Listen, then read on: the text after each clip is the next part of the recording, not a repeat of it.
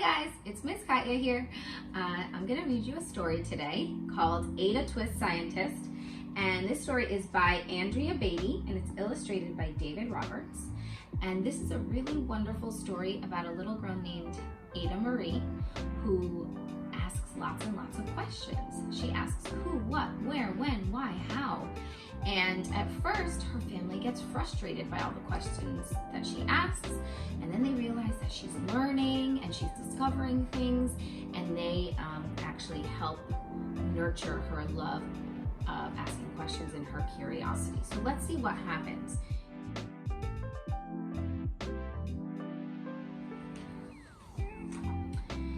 Ada Marie, said not a word till the day she turned 3. She bounced in her crib and looked all around, observing the world, but not making a sound.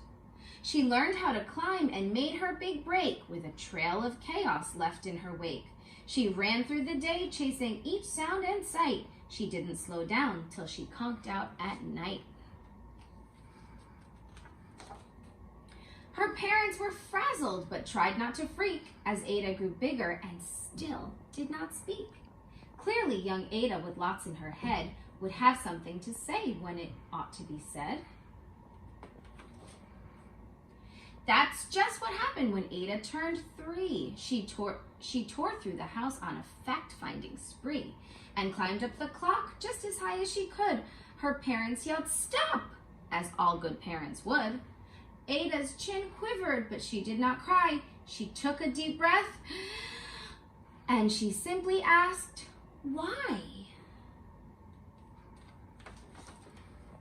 Why does it tick and why does it talk? Why don't we call it a granddaughter clock? Why are there pointy things stuck to a rose? Why are there hairs up inside of your nose?" She started with why and then what, how, and when. By bedtime, she came back to why once again. She drifted to sleep as her dazed parents smiled at the curious thoughts of their curious child, who wanted to know what the world was about. They kissed her and whispered, "You'll figure it out."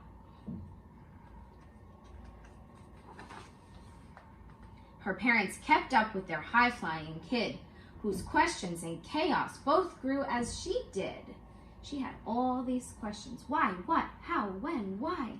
What does it do? Why won't it? When will it? When, what, will it? Will it be the same? Lots and lots of questions. Oops. Even Miss Greer found her hands were quite full when young Ada's chaos wreaked havoc at school. But this much was clear about Miss Ada Twist. She had all the traits of a great scientist.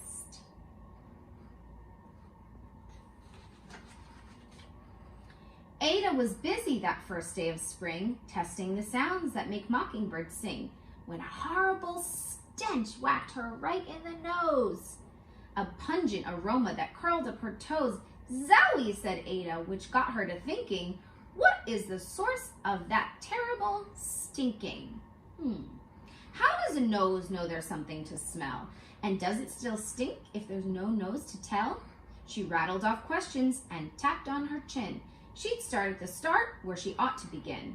A mystery, a riddle, a puzzle, a quest. This was the moment that Ada loved best.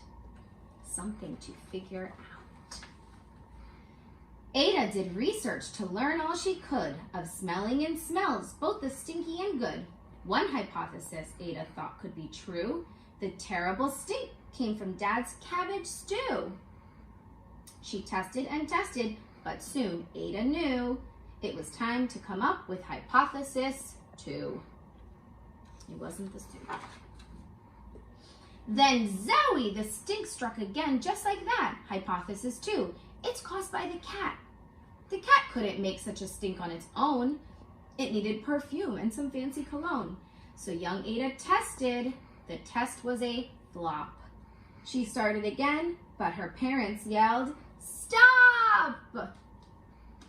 Whoa, she's about to put the cat in the dryer.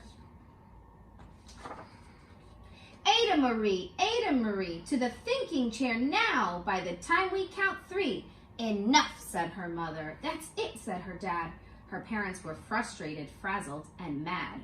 Why? Ada questioned. Her mother said, no. What? Ada queried. Her father said, go.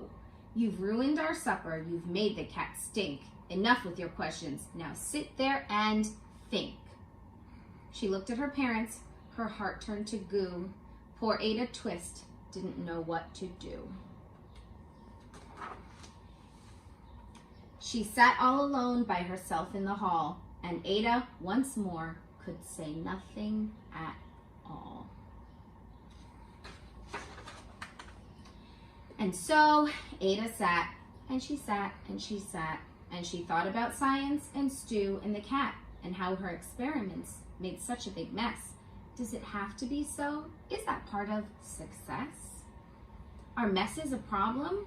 And while she was thinking, what was the source of that terrible stinking? Ada Marie did what scientists do. She asked a small question, and then she asked two, and each of those led her to 3 questions more, and some of those questions resulted in 4. As Ada got thinking, she really dug in. She scribbled her questions and tapped on her chin. She started at why, and then what, how, and when, and at the end of the hall, she reached why once again. Her parents calmed down and they came back to talk. They looked at the hallway and just had to gawk. No patch of bare paint could be seen on the wall. The thinking chair now was the great thinking hall. They watched their young daughter and sighed as they did. What would they do with this curious kid who wanted to know what the world was about? They smiled and whispered, we'll figure it out. And that's what they did, because that's what you do when your kid has a passion and heart that is true. They remade their world. Now they're all in the act of helping young Ada sort fiction from fact. She asks lots of questions. How could she resist? It's all in the heart of a young scientist. And as for that smell, what can Ada Twist do to learn all she can with her friends in grade 2? Will they discover the stink that curls toes? Well, that is the question, and someday, who knows? The end. So little Ada Marie used all of her curiosity to really discover things about the world.